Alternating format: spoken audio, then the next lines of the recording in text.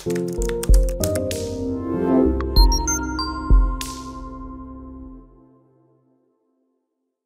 ်္ဂလာပါဒီနေ့ကြည်ပြ sharing လုပ်ပေးခြင်းနဲ့သင်ခန်းစာလေးကဘာလဲဆိုလို့ရှိရင်ကြည်ပြတို့ဒီ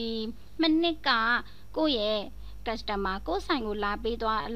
အားပေးသွားတဲ့ customer တွေရှိမယ်ပြီးရင်ဒီနှစ်မှာလာပြီးတော့မှအားပေးသွားတဲ့ customer တွေရှိတယ်အဲ့ဒီမိနစ်က customer တွေနဲ့ဒီနှစ်က customer တွေနဲ့ကိုနှိုင်းယှဉ်တဲ့အခါမျိုးမှာဘယ် customer တွေကတော့ဒီနှစ်မှာပါမလာဘူးဘယ် customer တွေကတော့အသစ်တွေတိုးလာတယ်ဆိုတာကိုသိချင်တာအဲ့လိုမျိုးသိချင်တယ်ဆိုလို့ရှိရင်ကြည်ပြတို့သုံးလို့ရတဲ့ features လေးနှစ်ခုရှိပါတယ်။ဘာနဲ့လဲဆိုလို့ရှိရင် Pyar-Excel ထဲက go to special တွေက row different နဲ့သုံးလို့ရတယ်။ဒါကတော့ customer အသစ်တွေကိုရှာမယ်ဆိုရင်အဲ့ဒီနီလန်းနဲ့ကြည့်လို့ရတယ်။ customer အဟောင်းတွေကြံခဲ့တဲ့ customer တွေပေါ့နော်။မနစ်ကအားပေးတဲ့ customer ကဒီနှစ်မှာပါမလာဘူးဆိုလို့ရှိရင်ဒီနှစ်မှာပါမလာတဲ့ customer တွေကဘယ်သူတွေလဲဒီနှစ်မှာဘယ်မျိုးတွေကကိုယ့်ရဲ့ဆိုင်ကိုအားမပေးဘူးလဲဆိုတာကိုကြည့်ချင်တယ်ဆိုရင်တော့ conditional formatting တွေက highlight cell တွေက duplicate value ဆိုတဲ့ feature လေးကိုသုံးပြီးတော့မှလုပ်လို့ရပါတယ်အဲ့လိုလုပ်တော့မယ်ဆိုရင်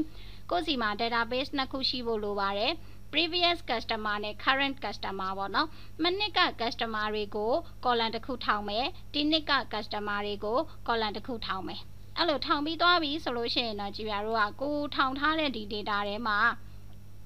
customer အသစ်ဘယ်နှယောက်ဝင်လဲသိချင်တယ်ဒါဆိုရင်ကိုရဲ့ဒီ data ကိုဆက်လက်မှတ်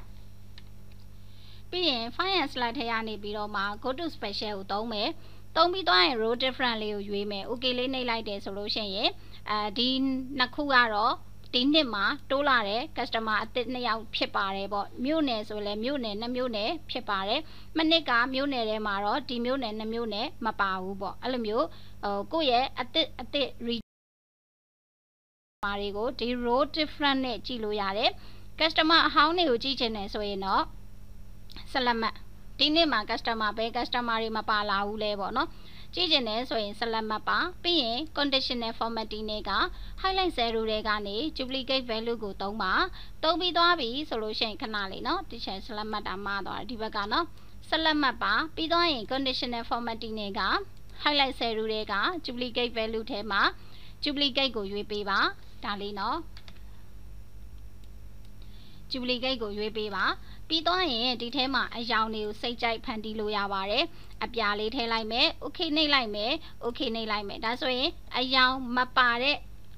မြို့နယ်တွေကကြည်ပြတို့ဒီနှစ်မှာပါမလာတဲ့မြို့နယ်2မြို့နယ်ဖြစ်ပါတယ်မြောက်တကုံနဲ့တောင်တကုံကတော့ဒီနှစ်မှာကြည်ပြတို့ရဲ့ဆိုင်ကိုအားမပေးထားပါဘူးပေါ့နော်အဲ့တော့ဒါတွေကိုပြန်ပြီးတော့ကြည့်ပြီးတော့မှဘယ် customer တွေကိုဘယ် customer တွေကိုတော့ follow up တွေပြန်လိုက်တဲ့နဲ့ဆိုတာလေးတွေကိုလည်းကိုကပြန်ပြီးတော့မှ check လို့ရနိုင်ပါတယ်เนาะဒါကြောင့်မလို့ကိုရဲ့ customer အသစ်တွေအဟောင်းတွေကိုဘယ် customer တွေကတော့ကြံခဲ့တယ်ဘယ် customer တွေကတော့အသစ်တိုးလာတယ်ဆိုတဲ့နည်းလမ်းလေးတွေကိုရှာမယ်ဆိုရင်တော့ဒီ features လေးနှစ်ခုကိုသုံးဖို့အကြံပေးချင်ပါတယ်ဒါလေးကတော့အလွယ်တကူကြည့်လို့ရတဲ့နည်းလမ်းလေးတွေဖြစ်ပါတယ်ဒါကြောင့်မလို့ကြည်ပြတို့ဒီသင်ခန်းစာလေးကကိုယ့်အတွက်အကျိုးရှိတယ်ဆိုရင်အခြားသင်ငယ်ချင်းတွေကိုထပ်ပြီးတော့ sharing လုပ်ပေးတော့ပါအောင်เนาะဒီຢာလေးကတော့ကြည်ပြတို့ Excel specialized class လေးတွေကသင်ခန်းစာလေးတွေကိုဝေမျှပေးလိုက်ရခြင်းဖြစ်ပါတယ်သင်တန်းနဲ့ပတ်သက်ပြီးတော့အသေးစိတ်သိချင်တယ်ဆိုရင်တော့ကြည်ပြတို့ရဲ့ page မှာလာရောက်ပြီးတော့မေးမြန်းနိုင်ပါတယ်အားလုံးကျေးဇူးတင်ပါတယ်မင်္ဂလာရှိသောနေ့ရက်လေးကိုနေ့စဉ်ပိုင်ဆိုင်နိုင်ပါစေရှင်